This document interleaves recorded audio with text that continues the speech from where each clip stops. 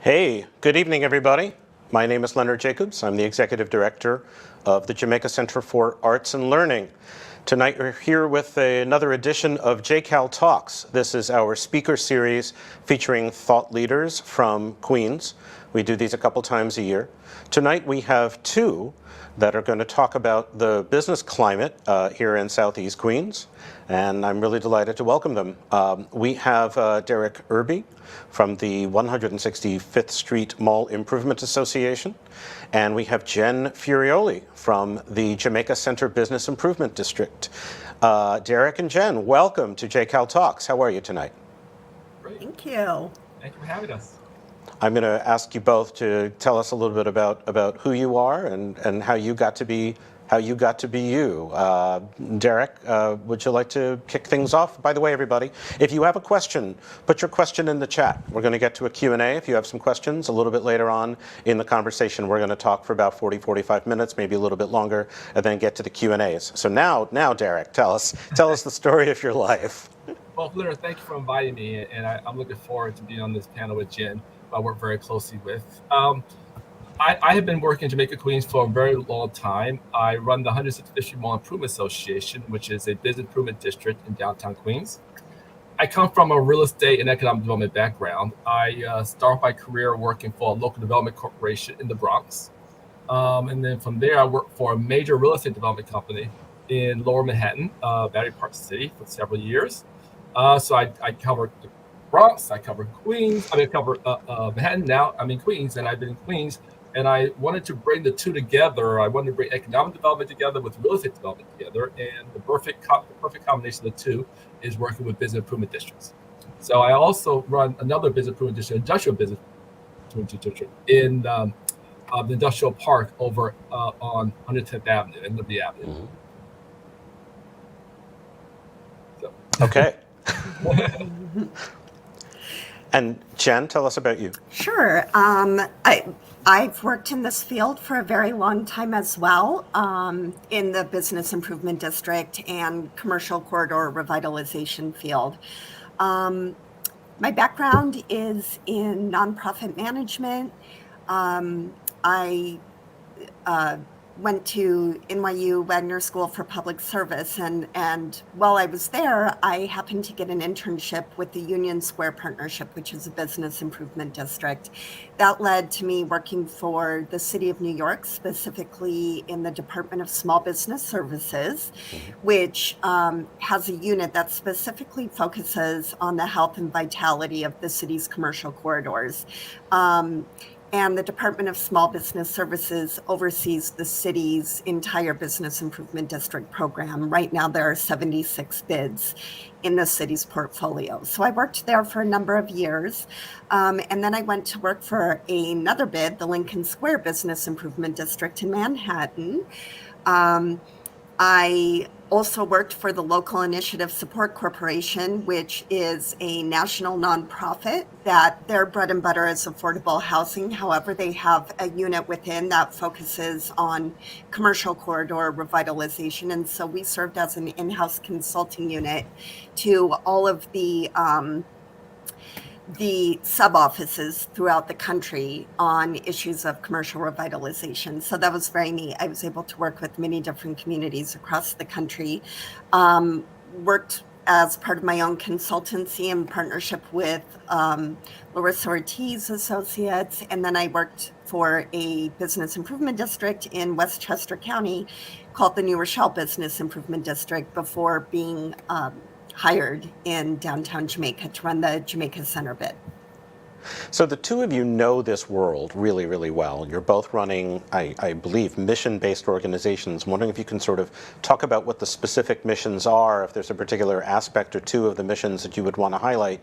But as part of that, how have we've had an interesting 2 years, right? I think we could all sort of agree on that. How have your missions changed or been challenged over the last 2 years? Well, I'll start. Well, first, basically, my organization and we have similar goals here, but we have individual focuses sometimes. Is to build a stronger, more vibrant downtown business district. And by doing this, we're trying to increase levels of retail option, increase real estate values for our landlords, reduce crime, and deal with quality of life issues.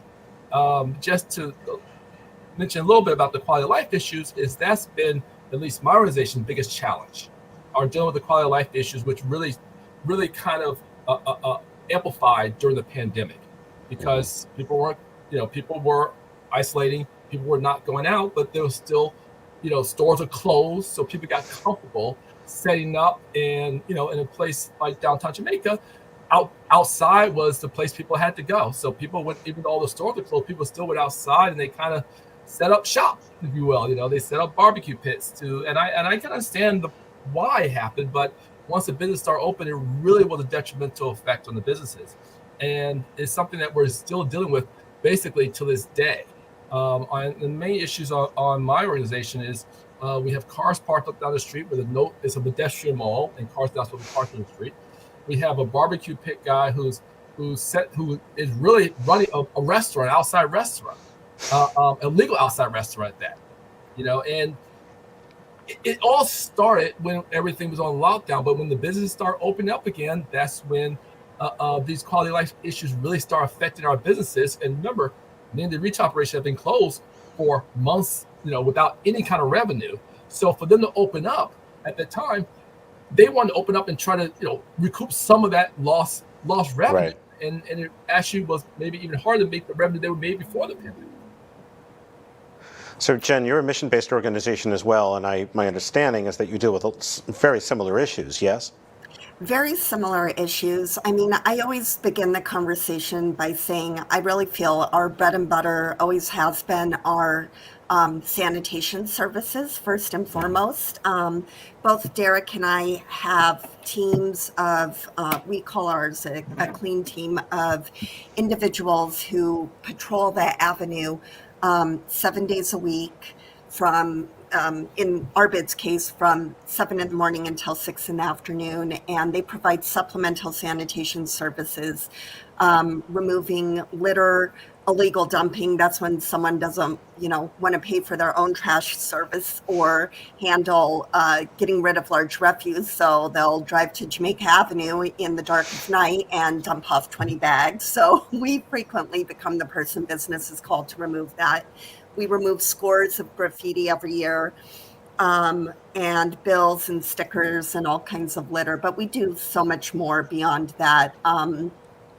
We market and promote the area to shoppers.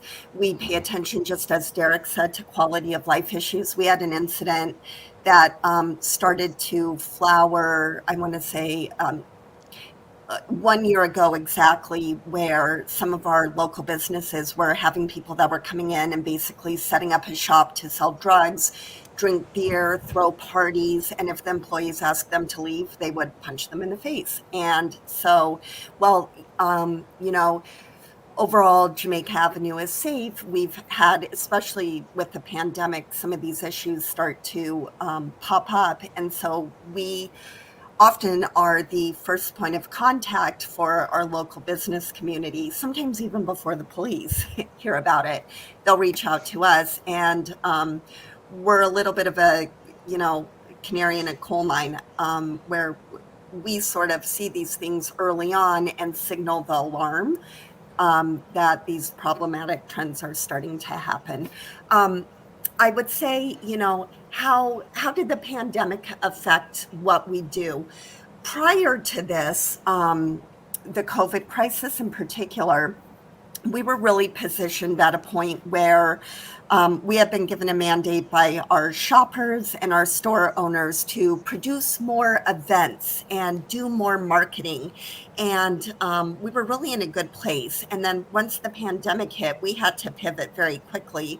We became, again, one of the first lines of defense, trying to communicate to businesses all of the loans and grants and incentives that were available to them, but also, and importantly, all of the executive orders that kept showering down. I mean, there was a new executive order, from the city or from the state Sure. at any moment. And those were hard. We had to translate those into common language and then get them out to the businesses. And sometimes also translate them into, several different languages as well. And so now what we're really focused on is helping with the recovery and making sure that our businesses get what they need from our local government entities.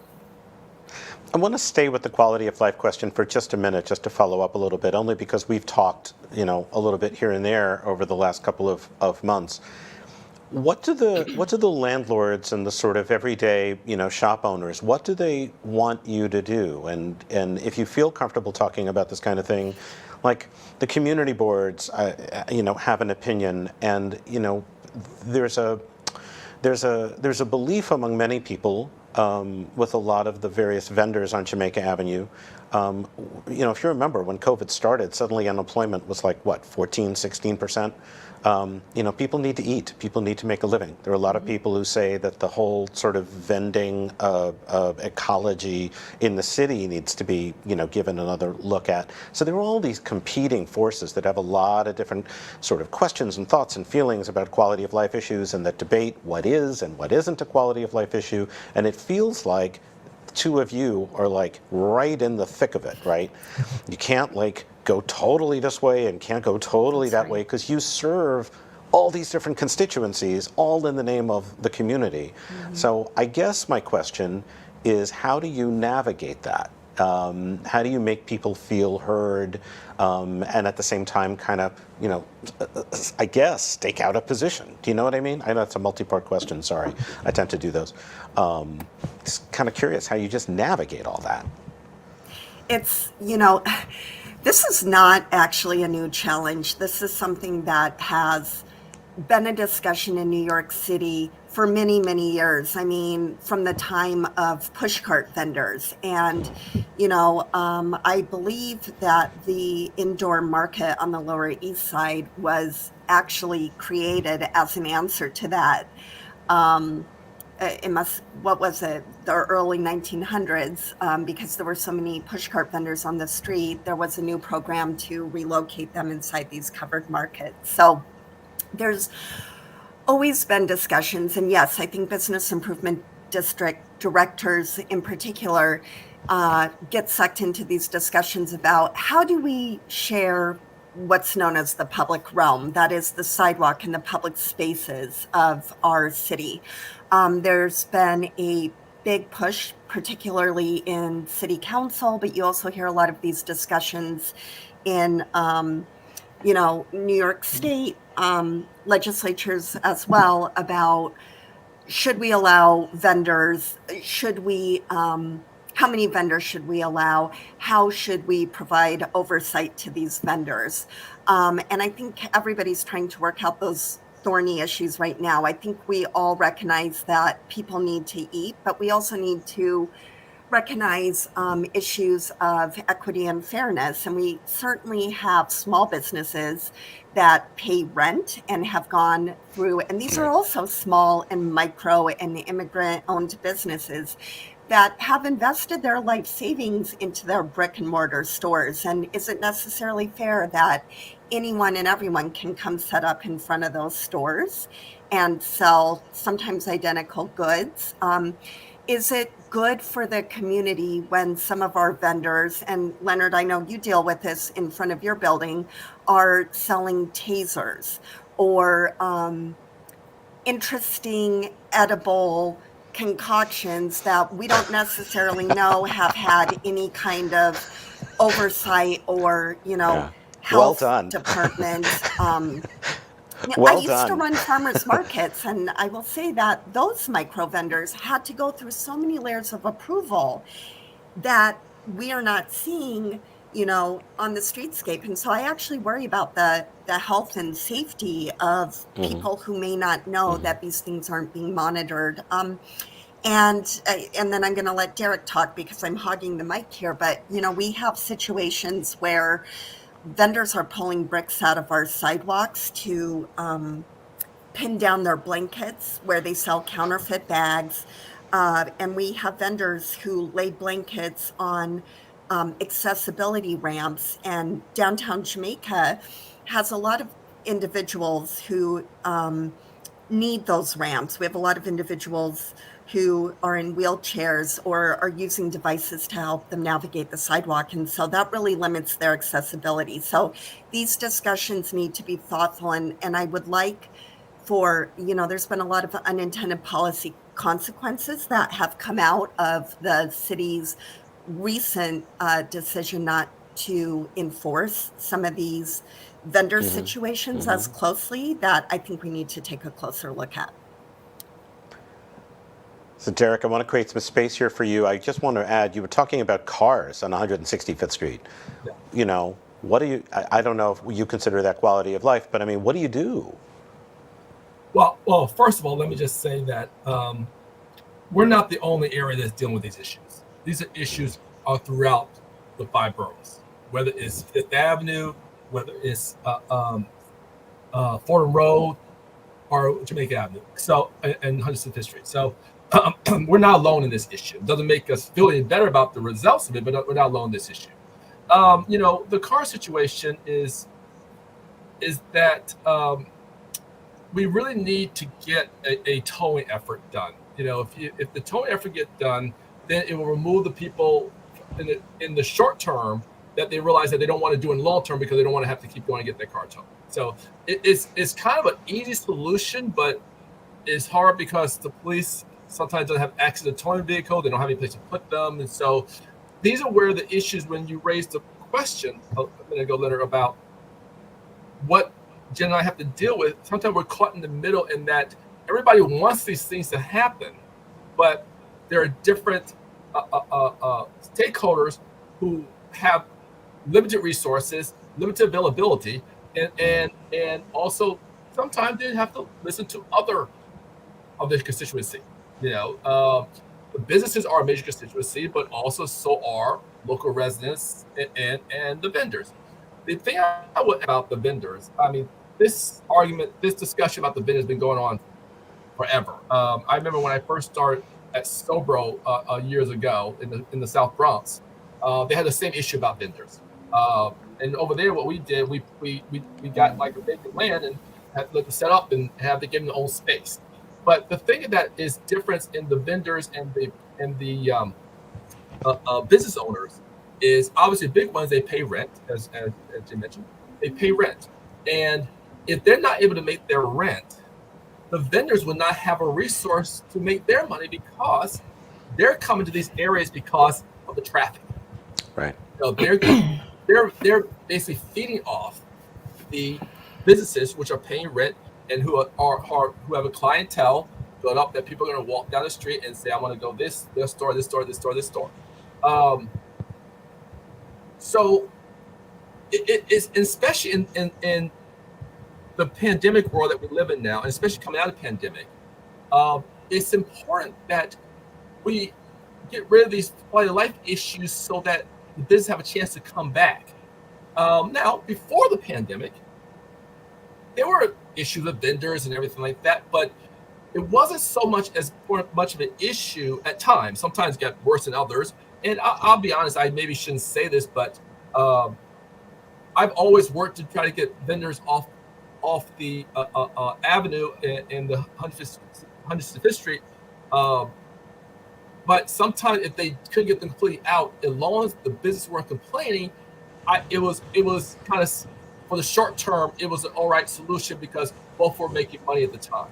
But then as that pot of money shrunk, and that's when it really became very important to make it easier for the business. I mean, our job here is to make it easy for business to make money, to make it easy for people to shop in the area, to make it easy for people to enjoy a quality of life in the area, that they can stroll up and down and not feel threatened or feel like they're going to be robbed or feel like they not have access to good merchandise.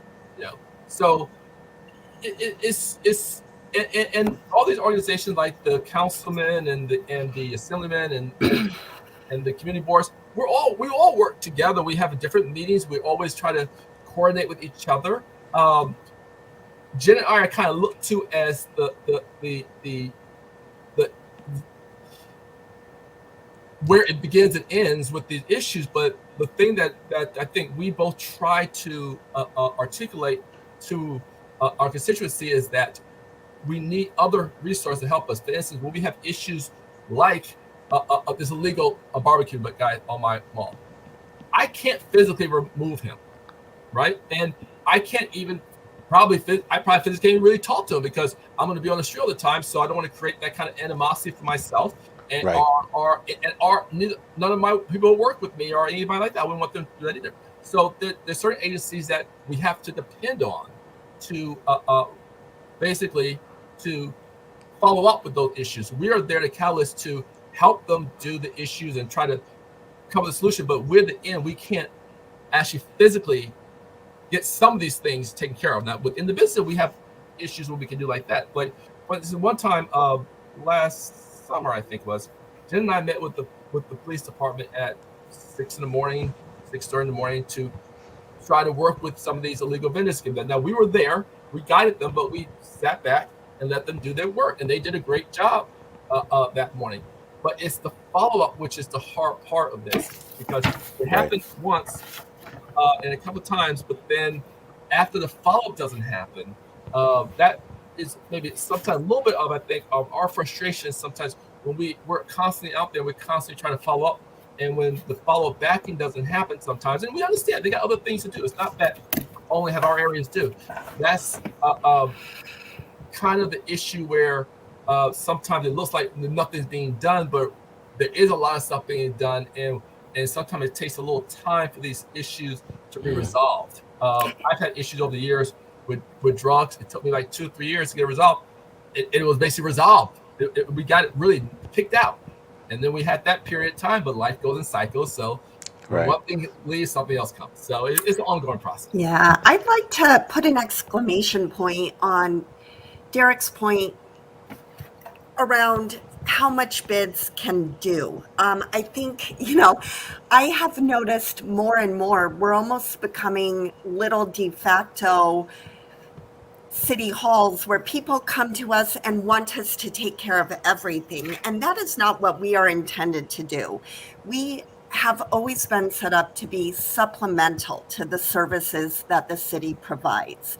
And so, we've had cases in the past, unfortunately, this has been resolved, where there was a misunderstanding about if the city even needed to pick up trash from city waste baskets on Jamaica Avenue, and that was falling on the shoulders of our organization. That's never what we were intended to do. And, it sort of comes down to this again, where there are some major structural issues that are happening in our corridors across the city.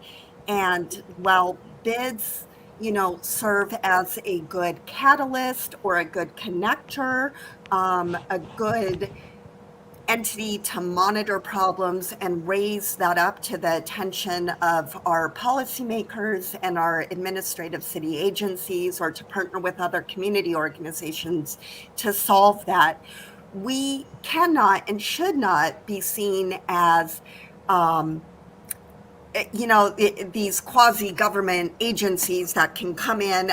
We've had people ask us to, remove these illegal, like as Derek was saying, you don't have that power. Parking. We don't have, what's Derek going to do? Is he going to drive and move these illegally parked cars? He cannot do that legally. He cannot do that, and that would put his safety in jeopardy. So, that's something I wish more people understood about what BIDs can and cannot do, because then we don't spend so much time having to push back, and we can really focus on where we can make a difference and push the needle on those kinds of things. There was one other quick point I wanted to make about vendors. It's such a hot topic, and I want to say that BIDs are not against micro entrepreneurs making a living. In fact, what I would like to see from some of these policymakers that are pushing for some of these relaxed regulations on vendors is for them to think more strategically about creating programs for these vendors so that they can comply with the law. I don't think the solution is to, let people run rampant and not follow the law. I think the solution should be to work out a system where these people are being educated about how to run a proper business and how to build a business plan and how and not contributing to the tax base. how to And contributing to the the tax base. exactly how to follow health code regulations, employee regulations, that sort of thing. That's very important. Nobody should say, oh, we've done our job by just letting them set up a table. And I don't think the vendors want that. I mean, that's really hard to sit outside in the heat or the cold to make a living. I've got to think there's a better path for these people. And we can do better by these people, where everybody wins. It's a very funny thing. I grew up in Queens. I've seen vendors on the street everywhere I've ever been in town. I'm sure I've bought things, all kinds of things through the years. There's a gentleman here on Jamaica Avenue who's been selling PPE, and without making a commentary on how he acquired it, it's priced in a way that is community friendly, right? To me, there's a world of difference between that. I remember the taser guy, right? We had parents bringing their kids here for classes. They see the same taser guy that everybody else sees, and to me, there's just a world of difference. Like, there's got to be some universe, it seems to me, in which the vendors, I think that the vendors have a right to eat, a right to make a living. They should be part of the tax base. They're not enemies or whatever. But when you see the taser guy making parents feel like their children are in a certain amount of danger, and we hear that. Just speaking for JCAL anyway, I've gotten those phone calls, and JCAL is not going to go out. Nobody on my staff is going to go out and go over to the taser guy, like going over to the barbecue pit guy and saying, put your taser away. It's just not really, what's called upon. I know, Jen, in the conversations that we've had, you've talked about, just continuing the discussion, trying to bring in all of the various, community stakeholders and try to push toward creative solutions that will also benefit the community and economically. So, and in that sense, you're, as I said before, you're both right in the thick of the question, and I would imagine you both spend a bit of time thinking, you bring it back to your mission. Like, what is the fundamental thing that you do? You know what I mean? Looking at the economic activity in the community. This actually brings us to a different topic, but also relates to physical structure, which is real estate and gentrification. Can't walk on Archer or Jamaica Avenue and not see just the incredible sort of transformation going on. And it's a similar thing. We know that people, some folks are gentrification friendly, and other people feel very threatened by gentrification. Also, gentrification does not have a good reputation, and rightly so. Gentrification has done terrible things to more than one neighborhood in this city, some of which I lived in when I was younger. And I'm wondering, how do you see the sort of, particularly you, Derek, you talked about real estate before, how do you see real estate changing, and how do you sort of respond to the gentrification of the environment in your role to sort of advocate for positive, beneficial economic activity, while at the same time having to sort of acknowledge the fact that there may be a lot of people uncomfortable with it at the same time?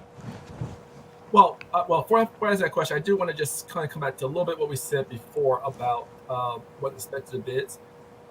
We do have liaison with a lot of city agencies, so that is a part of our function to facilitate that. So Jen and I are not saying that that's not a part of our domain. We will continue to do that, and we will continue to reach out, because when we call an agency, they will be more apt to respond to us, because we know we're not just calling for just our individual self, we're calling for a group of people.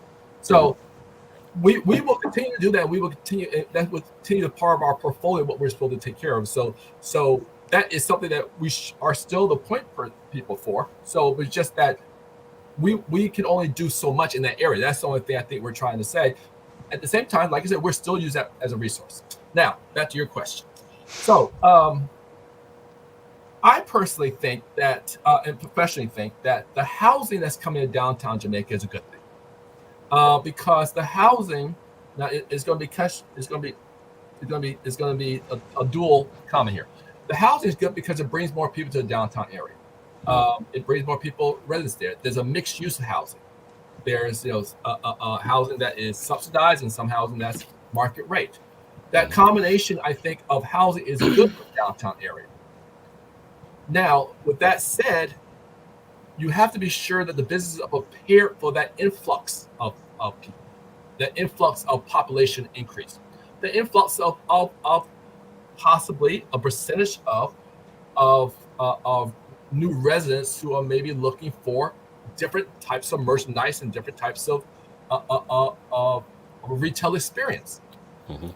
The thing that I have tried to do is I have tried to work with the businesses and be liaison with small business administration, a lot of the workforce areas, and to try to get them prepared for the new influx of residents coming in the area.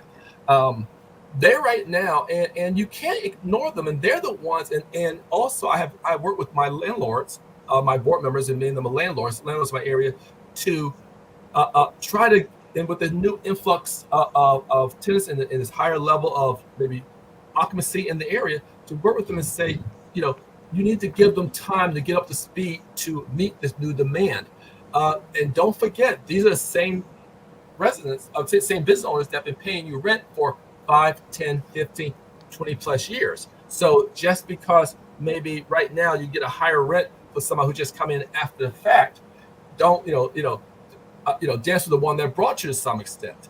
You need to give them a little time to get themselves up to speed and that they are the ones who are the bread and butter of the community, and you must keep them. You must give them an environment where they have opportunity to flourish.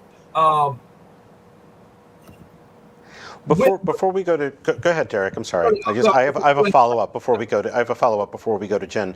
I love how do you prepare somebody for that? Like, is it just a matter of saying, well, there's going to be more people and they may want a different retail experience, or are there like nuts and bolts business practices that you can direct them to or impart to them to help them prepare? Because I love that notion of preparing a community for economic growth. Well, it's training. It's all about training. It's all about workforce. It's about many of the businesses. When I once a year, and I'm doing it twice a year now, I will go to each business and I will have a bunch of different programs that they have access to. Mm-hmm. And I will go through them and I'll point them in the direction.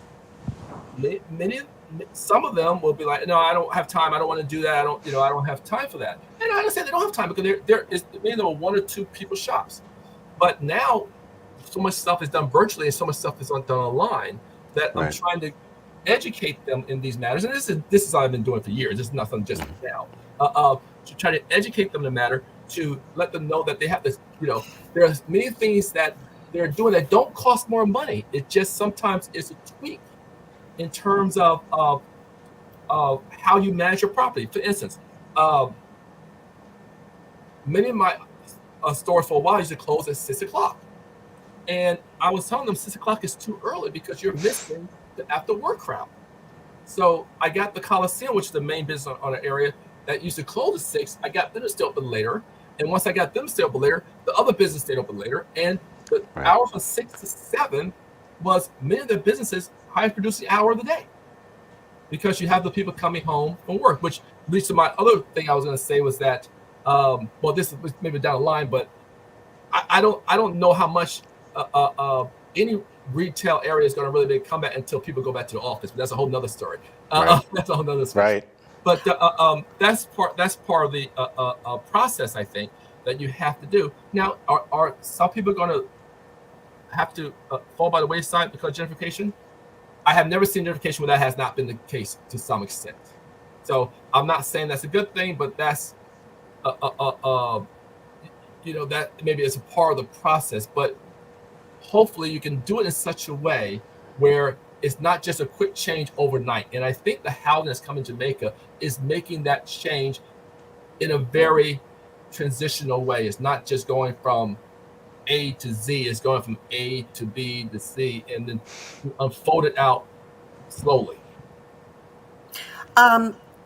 A few things I want to say. First of all, a lot of the new housing, and Derek alluded to it, is affordable or mixed use. Archer Green is a perfect example. It's that large, beautiful apartment building that was erected across from Home Depot.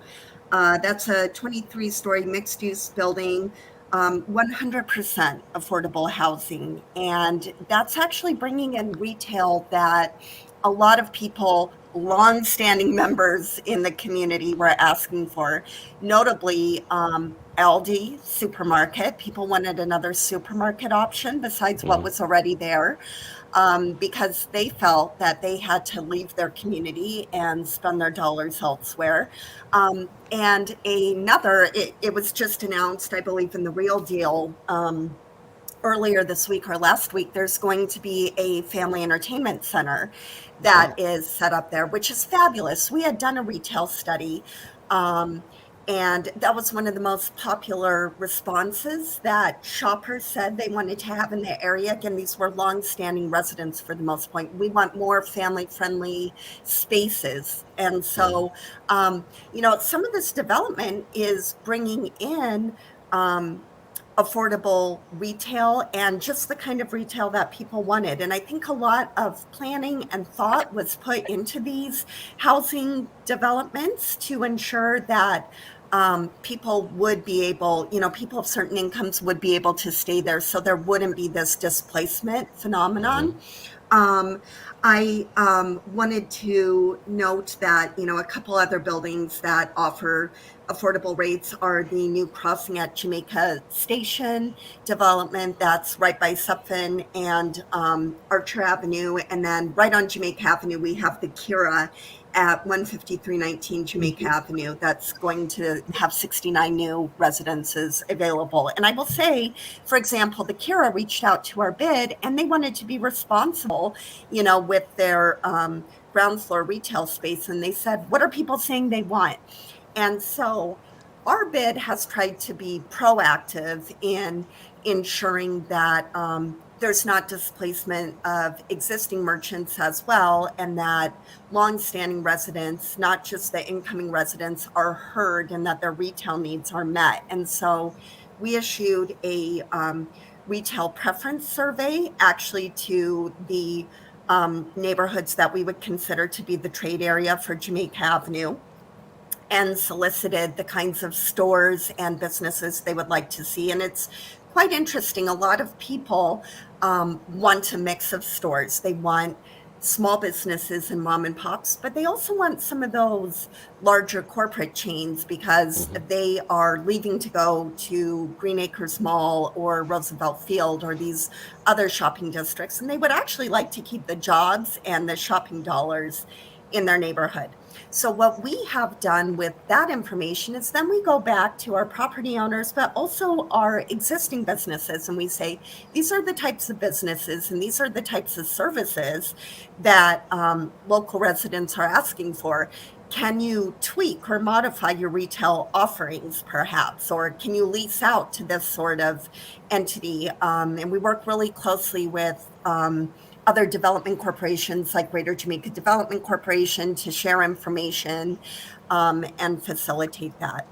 Another thing too, we want to bring these new residents into the fold, and we want to help create stronger community. And so we created these magnets, that encourage people to shop local and direct them to our website. And then later this spring, we're going to do a series of Meet Your Merchant events where new residents of these apartment buildings, we want to capture them before they develop their shopping habits. And listen, our competition more than anything is online shopping and the malls. And so we want to catch these people before they develop those habits and really create a sense of loyalty to their local shopping corridor. So we're trying to do things like that. We're also trying to do a local gift card where small businesses that may not have the capacity to set up their own gift card can, excuse me, my microphone keeps falling out of my ears.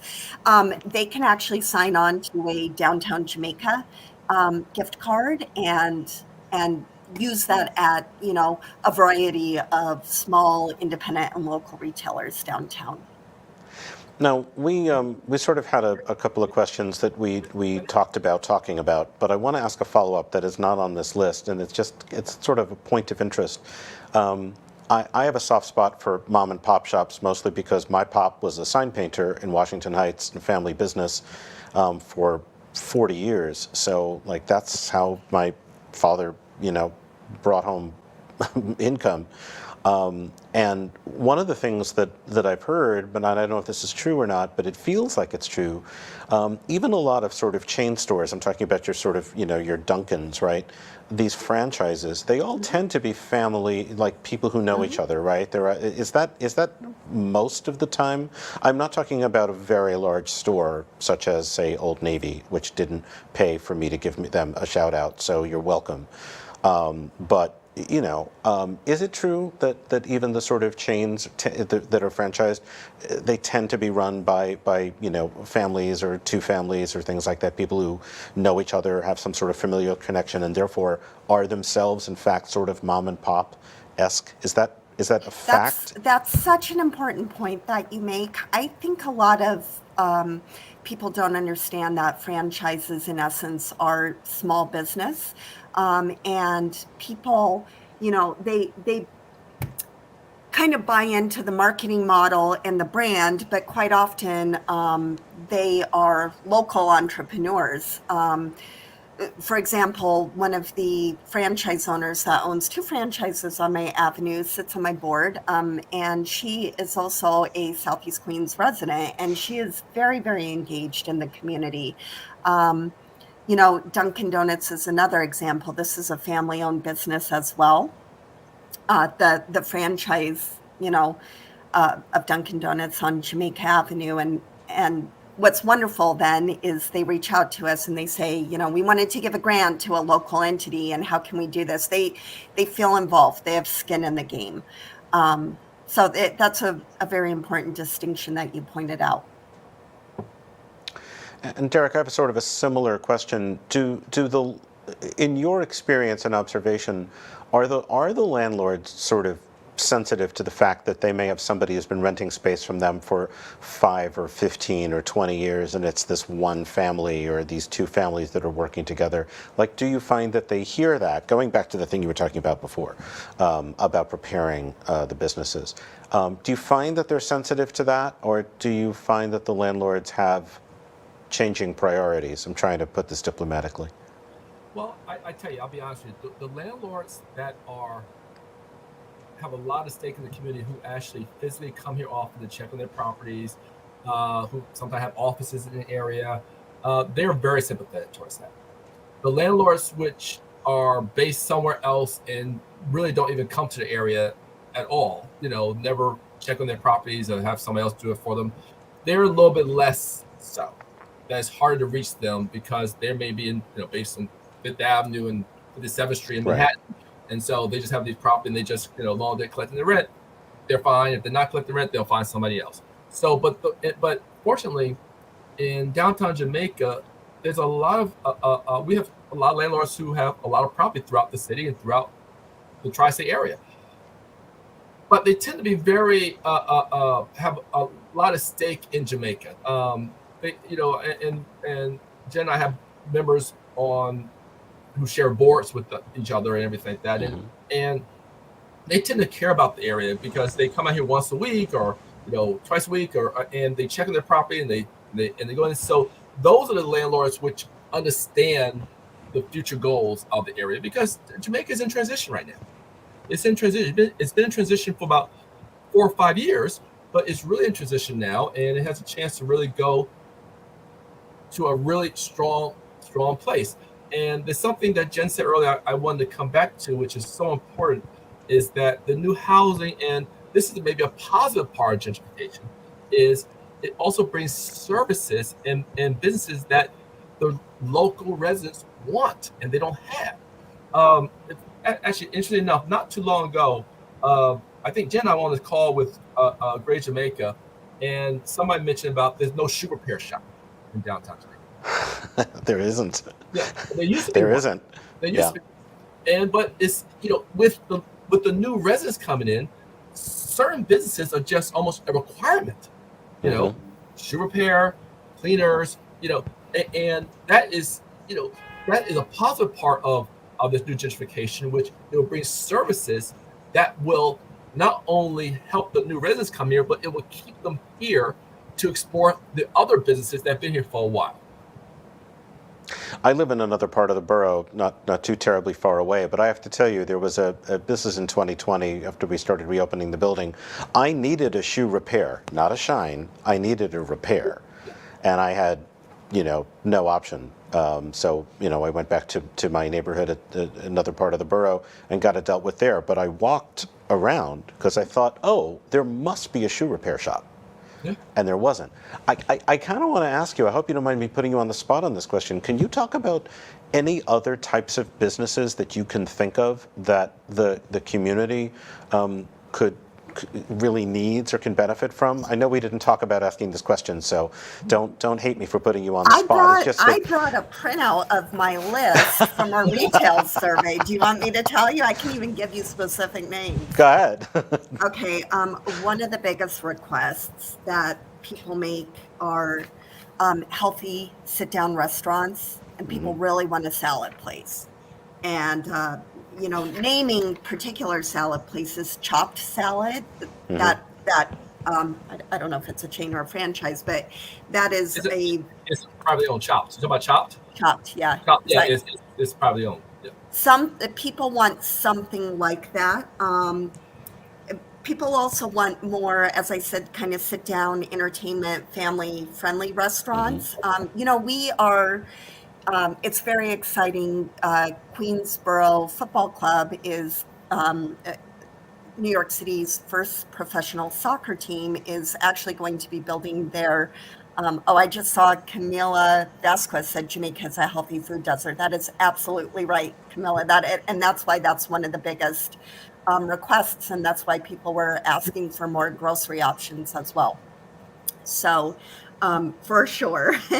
So, but there's going to be this new Queensborough soccer club. And so, another thing people ask for is entertainment. And now more than ever, they'd like somewhere to go at night and have a drink with their friends or meet up with their families and that sort of thing. So, people were saying Buffalo Wild Wings would be a fun place, but I think they also want, kind of a trendy bar or a wine space as well. Clothing still remains very popular. We have to remember, because Jamaica would be, what would Jamaica be without its mom and pops like Margarita Pizza or Make Me Over Beauty Bar or Rincon Salvadoreño, which is New York City's oldest Salvadorian restaurant. So of course, but Jamaica Avenue, in what many people refer to as its heyday, also had these large corporate chains. We had a large Gertz department store and a Macy's store. And when you talk to longstanding residents, when they get starry-eyed about the Jamaica they loved those stores too. Yeah. And so people want to return to those as well.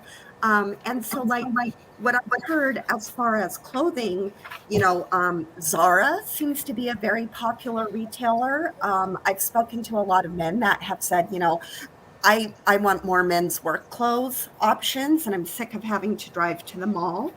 And I'm trying to think what else. Well, I'm not going to Zara because I can't get my forearm in the leg of the pants. I don't know if I could either. But those are the kind, and then Black-owned and independent-owned businesses as well, are very popular. Derek, I'm not going to ask you if you brought a list. I don't know. I have an easy list. It's 3 things on the list: restaurants. Yeah. Jenn touched on that. I feel that Jamaica is never really going to make it to the next level until you create some. Derek, you're frozen. Yeah, I think you may have frozen. All right, we'll see if he gets himself. Yeah. We'll see if he gets himself back on. I was going to ask a follow-up question. Are you there, Derek? Okay, I'll give him a second, see if he comes back. I was going to ask a question related to that, which is, we have a new administration at City Hall, and are there any policies that you'd like to see acted on? And I was going to specifically say to Derek, are there any policies that might come out of the new City Hall and Council specifically to make it easier for restaurants to operate? So if we get Derek back, I'm going to ask him that question. Shoot. It's technology, folks. It's perfect. Never goes wrong. I'm sorry? What happened? I think he's trying to solve that, but I can start to answer that problem. I would say the New York City Hospitality Alliance has been doing a tremendous amount of work on this issue and advocating. Restaurants were hit particularly hard during COVID. Mm-hmm. And so there's been a lot of advocacy around how can we support these restaurants and make it, profitable for these restaurants. Restaurants make a lot of money from alcohol sales, and there have been difficulties. Even when Hook and Reel, one of our new sit-down restaurants, came in, they had a very difficult time getting their liquor license from the SLA due to a quagmire of bureaucratic issues that were happening. And so, I know that there's been a lot of discussion about easing up some of these startup and bureaucratic issues. There's also a lot of discussion right now. Mayor Adams, one of the very first announcements he made when he came aboard was that he was going to form a group that were going to look at business regulations in general and have this independent counsel kind of highlight certain policies that either needed to be made or that fines and regulations that were a little too punitive. Mm-hmm. And so that was very heartening. So, I think any kinds of incentives or grants, especially for food deserts or restaurant deserts, to help spark some of these developments is very useful. I do want to point out that Greater Jamaica Development Corporation does have a grant for restaurants. And so anybody who is interested in starting a restaurant should reach out to our friends at Greater Jamaica Development Corporation. Derek is texting me if I'm frozen. Yeah, so I was going to say, I got a note from our technician. We've asked Derek if he can get closer to his Wi-Fi router. So while he's figuring that out, okay. I want to apologize to everybody watching this. There's a little toggle. Mostly I'm spending this interview looking into a camera, so it doesn't look like I'm looking down and not looking at all y'all. But there's a little toggle that I have to click on to look at the comments, and then lo and behold, there's a bunch of comments. So I want to just make sure that we got to some of those because they're great. Francie raised a question which is actually very near and dear to JCAL's heart as well. It was sort of a comment. Francie says, given the vibrant historical resonance of jazz in Southeast Queens, and you bet there is, are there plans to amplify that contribution vis-a-vis landmarking selected homes and or branding Jamaica as Jazzmaica? I've never heard the Jazzmaica. That's super cute. Great. I kind of wonder, JCAL's two buildings are landmarked. The exteriors are landmarked, so we have to be very careful with what we do with those. There are numerous and sundry other buildings on Jamaica Avenue that are landmarked. The original Jamaica Savings Bank, which is directly next door to our headquarters, is a landmark structure. As someone who runs a BID, and even if we don't get Derek back, I'll call him and ask him this question so I can report back for everybody. How do you feel about landmarking? Like, if without naming a specific structure, if there was a specific structure in your district that could be landmarked, are your landlords going to freak out if there's a movement to get the building landmarked? I think, savvy land. Should I put Derek on speaker on my phone so he can? If it works, sure, yeah, totally. He said I could do that. I've had to do this for board meetings before. Hang on a second. It's called technology, everybody. It's perfect. Please hold. Okay, I can get this going, and then we'll answer this question. It's live. Hi. Okay, I'm going to put you on speaker, okay? And you can... Oh. Because this is even see JCAL you. and not CNN. So I am just going to put you on speaker so they will hear you. Okay, so we're going on now. Okay, hang on. Okay, let me pump up the volume on this. Okay, let's see. I'll just hold this up. So Derek, you're on. Do you want to say hello? Hello, I don't know what happened. I'm sorry, I got blacked out. No worries. I'm sorry. No worries. We're glad we got you back. I don't know where we were.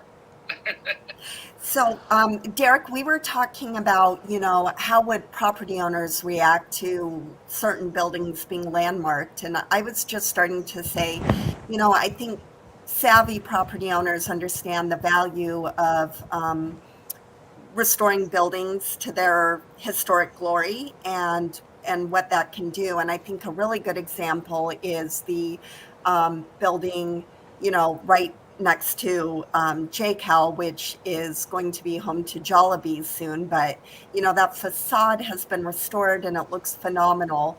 And people are just as curious about the building as they are about the soon-to-be restaurant within. So, certainly there are benefits to it. I don't know enough about landmarking. That's a little bit out of my wheelhouse, but So Derek, I don't know if Derek can Derek hear me? I mean, I agree completely, because this also goes into the history of Jamaica, and Jamaica has a rich history. So you want to preserve what's working for you, and that's something that is something that is very dominant among not only the people who live in Jamaica, among the wider community at large. I want to go to another. So, can you run the idea of Jazzmaker by Derek and see what he thinks of that idea? Derek, in the comments, somebody had asked, has there ever been or could there ever be kind of a comprehensive effort to brand Jamaica based on its history of jazz as Jazzmaker, which if you, for this commenter, don't have a career in copywriting, you should pursue that. That's incredibly cute and branding. Well, when we had the Jamaica Now, we did try to do a branding effort, which I was head of the marketing committee, and we did a whole branding which was in many of the bus stop locations and being posted downtown Jamaica, where it was a Jamaica is, and we had different things at each is one, is jazz, is culture, is history. And so that was a branding thing that we did, and we should probably carry it over, and it's something that we should probably revisit. And there is a lot of, I feel like jazz is something that has been marketed, but you're right, that's something that could even be one of the things to understand about business improvement districts is we have distinct boundaries. And so, my bid, for example, serves Jamaica Avenue from 169th to Sutphin Boulevard. And while, of course, we work with, communities, community organizations in the broader downtown Jamaica area, we can't allow too much mission creep. And so, because the assessment payers are paying for commercial corridor revitalization, we do have to concentrate most of our dollars there. That said, there are partnerships that could be fostered to, brand some of these historic homes, for example, that I believe it was Francie, you were saying this, tie all that together. So when people come and want to do a walking tour, well, they can visit these homes, but then they can know where to go eat downtown. And then they can, we can tie in things. JCAL does a fabulous jazz festival, I believe. Is it annually, Leonard? Yes, or you have in the past?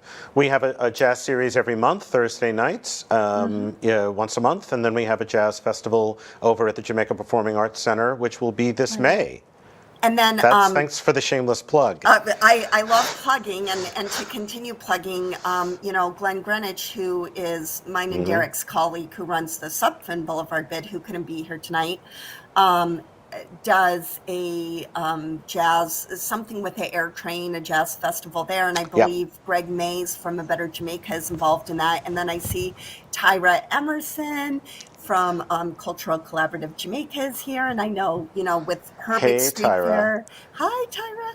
With her big street fair that she does every year, she also has a concert element, and I believe that often incorporates jazz. So jazz is alive and well, but part of our job as BIDs, and we like to work together as well, is to pull all of these things together, and we have some resources where we can work with our partners to help brand this more strategically. These comments have been really great. I really want to thank everybody for just, being in conversation with us. And Richard, I'd like to thank you for your comment about, hey. Yay. I'm back. Hey, you're back. I'm back That's on my good. iPad. Sorry, I'm sorry. I don't know what happened. I don't know. It's COVID. Blame COVID. Yes, blame COVID. I'm sorry. So I'll tell you what, before we wrap this up with one final question, I'm going to go back to the thing that you had been talking about, Derek, before the gremlins of technology got you, which is you said that your list of businesses that you'd like to see, and you said there were 3. You said it was restaurants, and I think the other one was restaurants. Yes, that's right. And so when you vanished, I said to Jen that the follow-up question, in the moment you said that I wanted to ask, was about policy prescriptions. We have a new mayor at City Hall. I don't know if there are new policies that are being talked about, either quietly or more, publicly. But are there policies that you can think of, or that are like pet projects that you've thought about for many years, that you think would be beneficial to bringing restaurants to the area? Well, firstly, I want to say that it is a kind of a weird time to open up a restaurant now with the pandemic and with the different,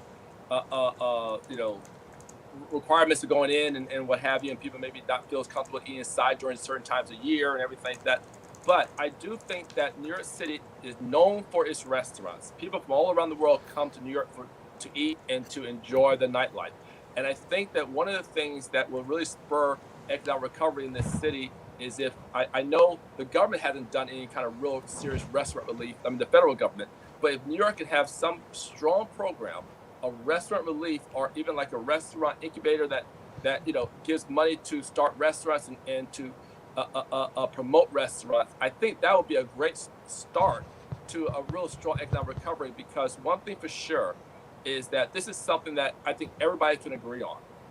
Whether you're a Republican, Democrat, whether you're from New York, people like to eat out. And I didn't realize how much people like to eat out until, and I love eating out, until when we're deep in the pandemic and they start opening restaurants, how quickly people were outside in 20-degree weather, shivering, but they're still eating outside. I was one of them. I was one of them too. And the thing about restaurants, they also built in a lot of quality of life issues which are taken care of. The number of people attract security. It attracts interaction. It attracts socialization.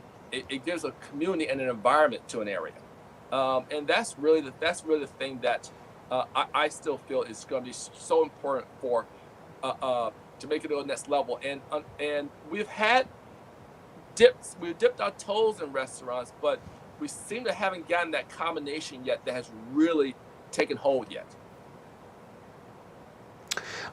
I want to just do a quick acknowledgement. I apologize for the abrupt change of subject. I'm just looking at the time.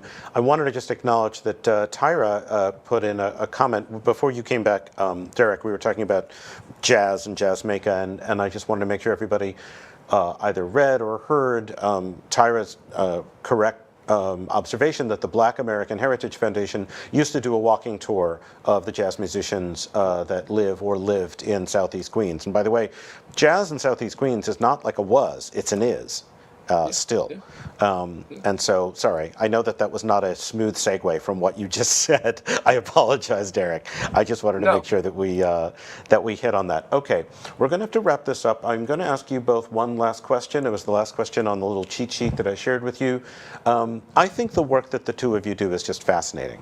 I'm just delighted that you said yes and that you could be here tonight and that we could learn more about what you do. What question do you never get asked about your work that you wish somebody would ask you? I could do the Jeopardy theme song if you want 30 seconds. But I mean, there must be, like, you must get a lot of questions that you get them all the time. But is there a question that, like, nobody ever asks you? And if so, what would that be? And you could say, there isn't one. I don't know. Mine's more personal. Nobody ever asks me why I got into this line of work. But I grew up in a mid-sized city in Wyoming where we had kind of a crummy downtown, and we had to leave town and drive an hour north to get any shopping done. And there's a real kind of depression that results from that when you don't have goods or services or entertainment readily available to you, and you literally have to cross state lines to get that experience. And so, I've lived in New York City for over 20 years, and so I understand New York City neighborhoods perhaps better than I do the community where I grew up at this point. But I share that frustration, and I understand that frustration intrinsically that people have when they're a commercial corridor is really the lifeblood of someone's community. It's sort of the third space where people meet and see other members of the community and interface. And when it's not satisfactory, when it's not clean or safe or beautiful or interesting or lively,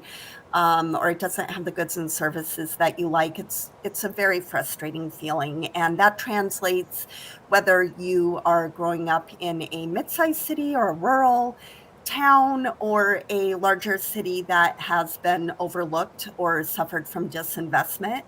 And so I guess that's a question people often don't ask me, but I feel it's important because I want people to understand that I empathize with their feelings about their commercial corridor. And I also understand that I have an important role in terms of stewardship. And, there was a lot of discussion about concerns about displacement and gentrification and how to deal with people and, sharing space. And I take all of that incredibly seriously. That's very important work. And it's something I never want to be flippant about. Derek, same question, and you get the last word, sir. Okay. Well, it's actually similar to Jen's question. The question that I never get asked: how does somebody who grew up in Manhattan, who lives in Manhattan, spend so much time in their professional life in Jamaica, Queens? And sometimes people look at me and they want to ask that question, but they don't ask that question. So I'm asking myself that question, and the answer is real simple. I feel like I made a difference, and I'm making a difference. And every day I come to work, I'll see things that in my backyard per se, and I say, let's bring that to Jamaica, Queens. And it's not about gentrification; it's about services, and it's about understanding the rich history and the rich community we have in Jamaica, Queens. And it's about embracing that. And it's about embracing how there's so much pride there. There's so much pride in home ownership. The economic level is very strong. The resources there are strong. And there's and another thing that people don't really talk about is the creative forces in Jamaica, Queens. There's so much creativity there in the arts and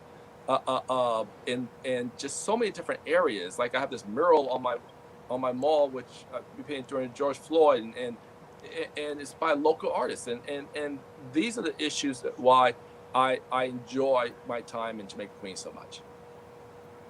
I want to thank you both. I feel like I'm doing the end of the PBS NewsHour all of a sudden. I don't know where that came from.